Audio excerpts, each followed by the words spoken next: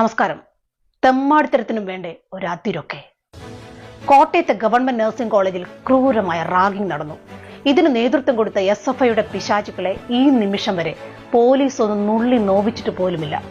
മുകളിൽ നിന്നുള്ള ഓർഡറാണത്രേ. കേരളത്തിൽ ഇത്തരം സംഭവങ്ങൾ ഓരോന്നും നടക്കുമ്പോഴും നമ്മൾ വിചാരിക്കും നിയമവും നീതിയും അടുത്ത പ്രാവശ്യം നമുക്ക് കാവൽ ഒരുക്കുമെന്ന്. പക്ഷെ കേരളത്തിലെ നിയമവും നീതിയും കാവൽ നിൽക്കുന്നത് കൊല്ലുന്നവർക്കും കൊന്നു തിന്നുന്നവർക്കും വേണ്ടിയാണ്.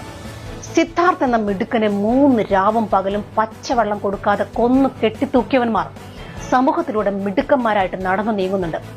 അവരും SFIക്കാർ ആയിരുന്നു. അവർ നിരപരാധികളാണ് എന്ന് വിധി എഴുതി പുറത്തേക്ക് വിട്ടത് കേരളം ഭരിക്കുന്ന പിണറായി ഭരണകൂടമാണ്.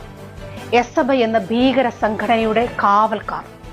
സർക്കാരിന്റെ തണലുണ്ടാകുമെന്ന് അറിയാവുന്നത് കൊണ്ടാണ് ഇത്തരം പേക്കൂത്തുകൾ നിർബാധം ഈ സമൂഹത്തിൽ തുടരുന്നത്. നീതി തുടരെ തുടരെ നിഷേധിക്കപ്പെടും.